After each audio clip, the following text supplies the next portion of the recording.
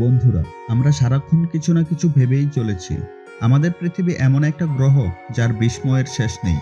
এর সৃষ্টিলগ্ন থেকে আজ অবধি বিভিন্ন ধরনের পরিবর্তন ঘটছে প্রতিনিয়ত। আর এর সঙ্গে সঙ্গে রহস্যময় অনেক সৃষ্টি আমাদের দৃষ্টিগোচর হচ্ছে। কিন্তু কখনো কি ভেবে দেখেছেন এই পৃথিবীর অভ্যন্তরে অর্থাৎ মাটির গভীরে কি আছে? মাটির সেই গভীরতা পর্যন্ত গর্ত থেকে কি বেরোতে পারে তা কি কখনো ভেবে দেখেছেন? আসলে প্রশ্ন একটাই, পৃথিবীর একদম কেন্দ্র পর্যন্ত গর্ত করা কি সম্ভব নাকি সম্ভব নয়?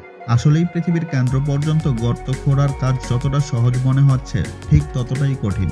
তাই এখন পর্যন্ত পৃথিবীতে এমন কোনো গর্ত করা যায়নি যেখান থেকে জানা যাবে মাটির নিচে পৃথিবীর কেন্দ্রে আসলে কি আছে। আর এরকম গর্ত বাস্তবে করা সম্ভবও নয়। এর জন্য অনেকেই চেষ্টা করেছেন, কিন্তু কেউ সফল হতে পারেননি। তবে এর ফলে বহু তথ্য পাওয়া গেছে, যা শুনলে আপনি অবাক হতে বাধ্য হবেন। তাই আজ আপনাদের জানাবো পৃথিবীর সবথেকে গভীরতম গর্ত সম্পর্কে তথ্য। অনেক রহস্যময় জায়গা আছে যেখানে এখন পর্যন্ত মানুষ পৌঁছাতে পারেনি বা মানুষের আওতার বাইরে। রহস্যময় এই সবকিছু প্রাকৃতিক, যাকে আমরা বিস্ময়করও বলে থাকি।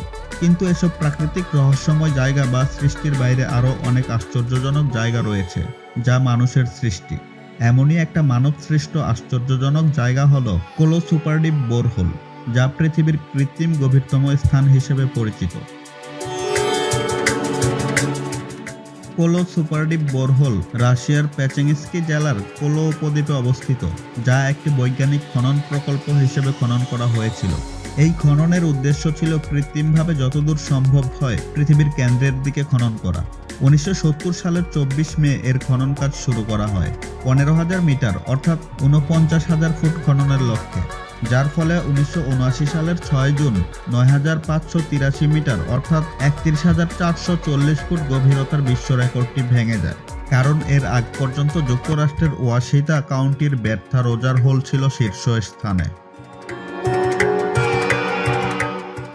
1983 সালে কোলো সুপারডিপ বোরহোলের খনন কাজ 12,000 মিটার পর্যন্ত করা হয় এবং 1 বছরের জন্য বন্ধ রাখা হয় এটি উদযাপনের জন্য। এরপর 27 সেপ্টেম্বর 1984 সালে 12,066 মিটার অর্থাৎ 39,587 ফুট খননের পর হঠাৎ করেই 16,000 ফুট সেকশনের ড্রিলিং স্ট্রিংটি কূপের মধ্যে পড়ে যাওয়ায় কূপের রাস্তা বন্ধ হয়ে যায়। আর এর জন্য পরবর্তীতে 23,000 ফুট থেকে আবার খনন করতে হয়েছিল। 1989 সাল নাগাদ গর্তটি 40,230 ফুট পর্যন্ত খনন করা হয়। ধারণা করা হয়েছিল 1990 সাল নাগাদ 44,300 ফুট এবং 1993 সাল নাগাদ 49,000 ফুট খনন করে লক্ষ্যে পৌঁছাবে। কিন্তু পৃথিবীর কেন্দ্রের দিকে ক্রমশ তাপমাত্রা বাড়তে থাকে, যার ফলে 40,230 ফুটের গভীরে খনন করা সম্ভব হয়নি। কারণ 49,000 ফুট পর্যন্ত খনন করতে প্রায় 300 ডিগ্রি সেলসিয়াস তাপমাত্রা মোকাবেলা করতে হতো, যেখানে ড্রিলিং বিট অচল হয়ে যেত। অবশেষে 1992 সালে খনন কাজটি বন্ধ হয়ে যায়। এই খনন কাজে প্রথমে উরালমাস 4E ড্রিলিং রিগ ব্যবহার করা হয়েছিল। তারপর উরালমাস 15,000 সিরিজের রিগ ব্যবহার করা হয়। 2008 সাল পর্যন্ত গভীরতার পরিমাপে এবং বোর্ডের বিচারে এটিই ছিল মানুষের তৈরি পৃথিবীর সর্ববৃহৎ বোরহোল।